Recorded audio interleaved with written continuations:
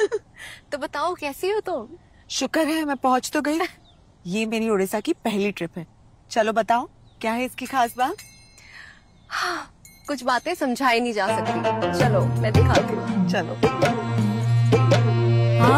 घर नुह भावनार महल छोट छोट कांथरे ता सपनर चहल कला और संस्कृति रे भरा आम उत्कल आमर पट्टचित्र सबुठारु सुंदर दहीबरा आलुदम सबुठारु बढ़िया ता सांगरे मिसे जेबे रसगोला ताड़िया केते मन लोभा आम जनजातिर नाच गीत खोली खोली स्वप्न मिसे हेला आम उड़ीसा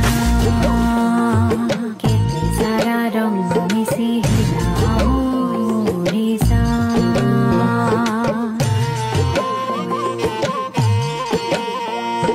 सरागरे भराईटा पथरर कुड़िया आम झटी मटी कुड़िया तो सबुठारु बढ़िया केते राग रागिणी रे भरा आम उत्कल आमर